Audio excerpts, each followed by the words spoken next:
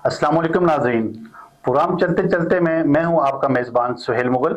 हमारे साथ मौजूद हैं आज़ाद कश्मीर के सीनियर साफ़ी, तजियाकार, प्रेस फाउंडेशन के वाइस चेयरमैन जनाब सरदार जुल्फ़िकार अली।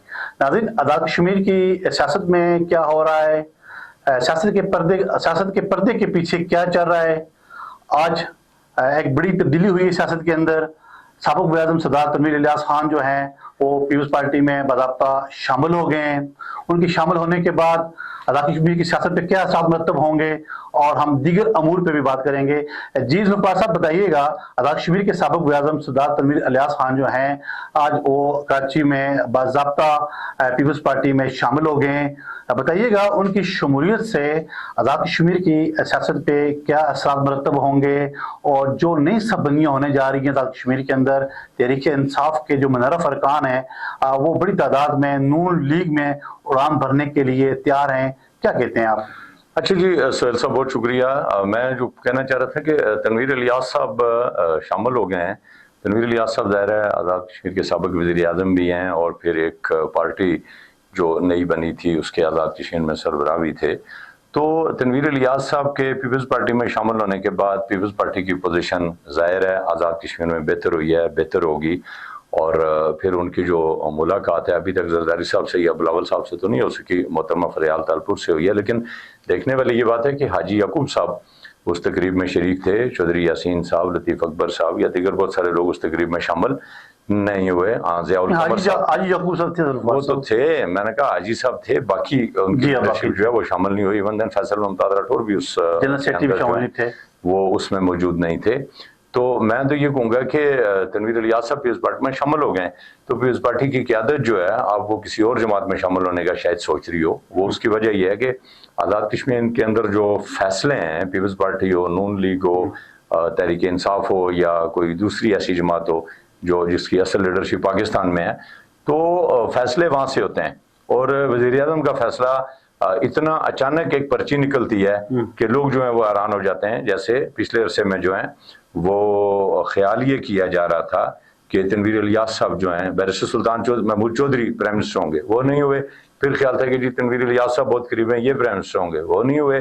तो नियाजी साहब की जो है वो अचानक कोरा जो है वो निकल आया। फिर उनको अदम एतमाद के जरिए हटा के तनवीर इलियास साहब आ गए। फिर वो एक अदालती फैसले के जरिए वो चले गए।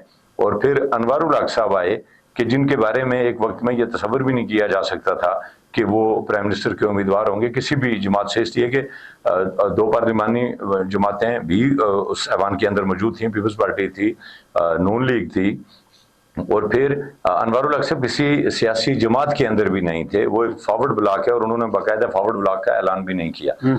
तो सियासत जो है ना, बेसिकली ये चूंकि मफादात और इक़्तिदार के लिए होती है, और जहाँ से इक़्तिदार करीब आता हुआ आपको नजर आए। वैसे एक चीज़ इसमें बड़ी दिलचस्प है कि हमारा ये ख्याल था कि तनवीर इलियास साहब नून लीग में शामिल होंगे, इसलिए कि उनके जो वालिद मोहतरम हैं सरदार इलियास खान साहब, उनके ज़ाहिर है आपको भी पता है कि सऊदी अरब में बहुत बड़े बिजनेस हैं, पूरी दुनिया में बिजनेस फैला हुआ है। और फिर उनके जो और भाई हैं या दीगर ख़ानदान के लोग हैं, तो ख्याल था कि वो नून लीग में शामिल होंगे, क्योंकि गुज़श्ता अरसे में भी एक वफद आया था, जो तजारती वफद आया था, उसकी वो क़यादत कर रहे थे। और उनके मियाँ नवाज शरीफ के साथ या शहबाज शरीफ के साथ या नून लीग के साथ बड़ा करीबी तल्लक है। लेकिन तनवीर इलियास साहब ने जो फैसला है वो अपना अदरवाइज साहब, मुझे ये बताइएगा कि आज़ाद कश्मीर की सियासत के अंदर अब सरदार तनवीर इलियास साहब का कितना सियासी वजन है, कितना पीपल्स पार्टी को फायदा पहुंचेगा, और जो पहले से मौजूद क़यादत है उनके अंदर कितनी एक्सेप्टेंस है इनके हवाले से? देखें, फायदा पीपल्स पार्टी को पहुंचेगा या नहीं पहुंचेगा, लेकिन जो लोग प्राइम मिनिस्टर के उम्मीदवार के तौर पर सामने थे उनको खतरा जरूर लाक हो गया तनवीर इलियास के आने से। क्योंकि तनवीर इलियास वो वाहिद शख्सियत थे जो तने तना प्राइम मिनिस्टर बनने की सलाहियत रखते थे, और उनका लोगों के साथ लिजान भी अच्छा है, लोगों के साथ उनके रवाबत भी अच्छे हैं।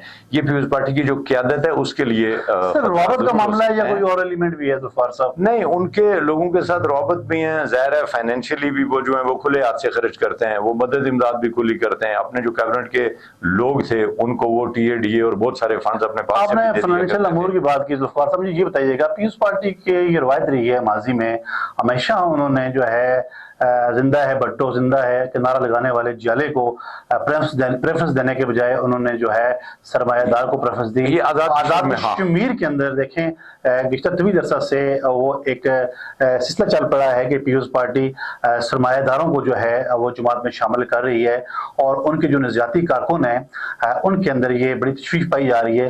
اس حوالے سے کیا کہتے ہیں آپ؟ ان کے ساتھ شامل ہوئے ہیں بیگم شاہدہ صغیر شامل ہوئی ہیں، ان کے ساتھ جو ہیں وہ ان کے جو علی شان سونی جو ہیں وہ شامل ہوئے ہیں. تو علی شان سونی بھی بیسکلی یہ تو باغ کا ایلیمنٹ ہو رہا ہے. علی شان سونی تو ممبر سے ہیں نا، سونی صاحب جو ہیں وہ پھر احمد صغیر جو ہیں وہ بھی شامل ہو گئے ہیں. تو مجھے یہ بتائیں کہ یہ جو بیگم شاہدہ صغیر ہیں، یہ صغیر چغتائی صاحب سرمایہ دار تھے اور یہ بھی سرمایہ دار ہیں. علی شان سونی صاحب سرمایہ دار ہیں. مظفر آباد میں آپ آ جائیں تو مختار عباسی صاحب پچھلے عرصے میں پیپلز پارٹی میں شامل ہوئے ہیں. آزاد کشمیر میں بڑے سرمایہ داروں میں اور بڑے جو ٹھیکیدار ایلیمنٹ ہے اس کے اندر انہیں ایک بڑا نام ہے، ریاست کا ایک بڑا نام ہے سرمایہ کے حساب سے بھی.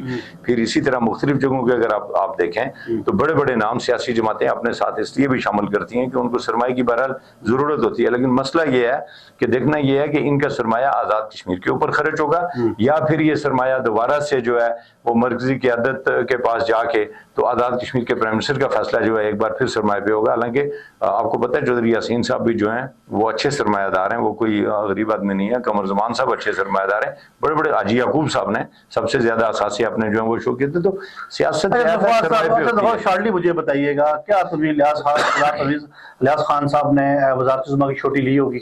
نہیں، وزارت عظمیٰ شامل ہوئے ہوں گے. نہیں، دیکھیں وزارت عظمیٰ کی چھوٹی جو ہے وہ ابھی نہیں لے سکتے. وزارت عظمیٰ کی جو یقین دانی ہے وہ تو بلاول بھٹو کروا سکتے ہیں یا زرداری صاحب کروا سکتے ہیں. اس سے نیچے آپ کہیں کہ فریال تالپور جو ہیں وہ کرا رہی ہیں. فریال تالپور تو شاید فیصل راٹھور کو وزیر اعظم کے لیے زیادہ پسند کرتی ہیں. ٹھیک ہو گیا، آگے بڑھتے ہیں. الفاظ صاحب یہ بتائیے گا کہ ہائی کورٹ نے جو ہے وہ ملازمین کی ترقیابی کا ایک نوٹیفکیشن منسوخ کیا ہے. یہ خالصتاً جو ہے یہ عدالتی معاملہ ہے.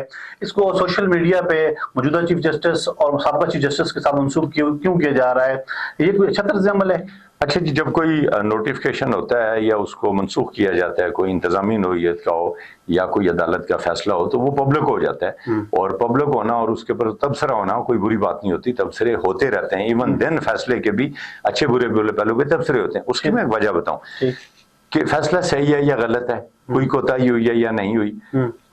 کورٹ کے اوپر ایک کورٹ ہے، اس کے اوپر ایک اور کورٹ ہے، اس کے اوپر ایک اور کورٹ ہے، پھر سپریم کورٹ ہے. ٹھیک ہے. تو ہائی کورٹ کے کئی فیصلے بھی سپریم کورٹ میں جا کے کالعدم ہو جاتے ہیں. اور اس کا مطلب ہے کہ فیصلے کے اندر کوئی نہ کوئی غلطی رہ جاتی ہے. اسی لیے عدالت کے اوپر عدالت بنائی ہے نا.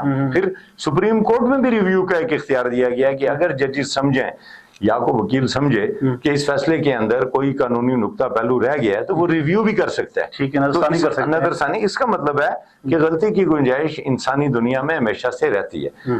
اب تبصرے کی تبصرے کی جو بات ہے اس کو سابق چیف جسٹس کی ذات کے خلاف استعمال کرنا یا موجودہ چیف جسٹس کے ساتھ جوڑنا یہ کسی صورت میں بھی مناسب بات نہیں ہے.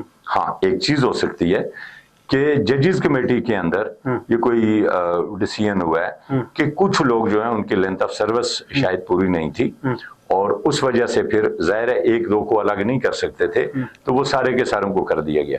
اب جو دوسری بات ہے پھر لیاقت شاہین صاحب آپ کو پتا ہے بڑے اللہ والے انسان ہیں، ان کا اس سے کسی کو نقصان نہیں ہو سکتا. اس کا کوئی نہ کوئی بہتر ہوگا لیکن ترقی بھی میرٹ کے اوپر ہونی چاہیے. لیکن جہاں تک سابق چیف جسٹس صداقت صاحب کی ذات کا معاملہ ہے اور جس طریقے سے اس کو جوڑا گیا، ہائی کورٹ نے ایک پریس ریلیز جاری کی ہے، اس کے اوپر پابندی لگا دی ہے کہ اس کے اوپر یہ نیگیٹو اور اس طرح کے تبصرے جس کو پتہ ہی نہیں کہ ہوا کیا ہے. لوگ کہیں جی صداقت صاحب نے رشتہ دار بھرتی کر دیے.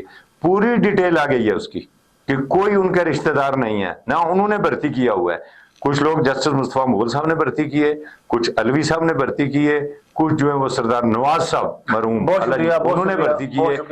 اس پہ ہم تفصیل سے دوبارہ پروگرام کریں گے. ناظرین آپ نے ہمارا پروگرام دیکھا، آپ کو ہمارا پروگرام کیسا لگا اپنی رات سے ضرور آگاہ کیجیے گا. ہمیں دیجیے اجازت. اللہ حافظ.